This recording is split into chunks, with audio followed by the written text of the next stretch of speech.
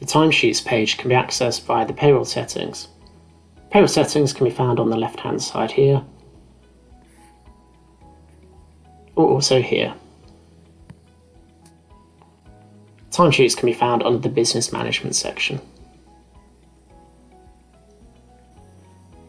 The settings on this page allow your employees to enter their timesheet information through the Employees Self-Service portal, and also managers to enter timesheets via the Employee Management portal. This page is also central to certain permissions that are needed when importing timesheets from other providers, as well as other settings that are relevant to managers and employees when entering timesheets.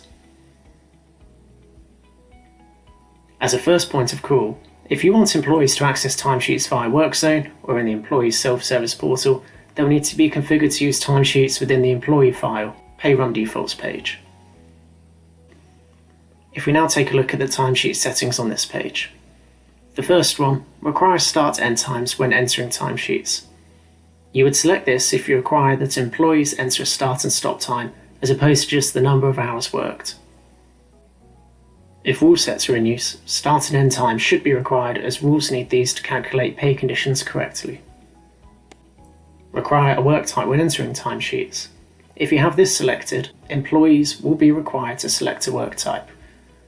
You can check to see what work types are available to a specific employee by going to their employee file, Work Types page. If you tick the box Require a location when entering timesheets, this means employees be required to select a location. You can check to see what locations are available to a specific employee by going to their employee file, Location page. Include all timesheet notes in the pay run. If an employee or manager enters a note when submitting a timesheet, ticking this option will make the note visible within the pay run.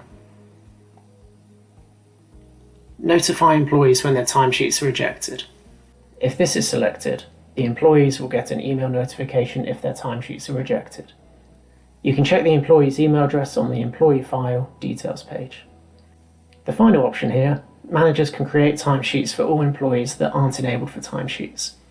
On an Employee File Pay Run Defaults page, you can configure an employee's timesheet settings.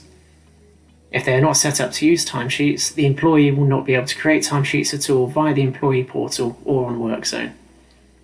However, if this option is ticked, managers will be able to log in and create these timesheets on their behalf. It's also worth noting that the timesheet functionality is enabled by default. However, if you don't want employees or managers to be able to submit timesheets, you can disable this by clicking here. The final section of this page deals with timesheet providers. You'll notice a few options here. If you wanted to integrate with any of these providers, you just need to click on the relevant option and follow the process accordingly.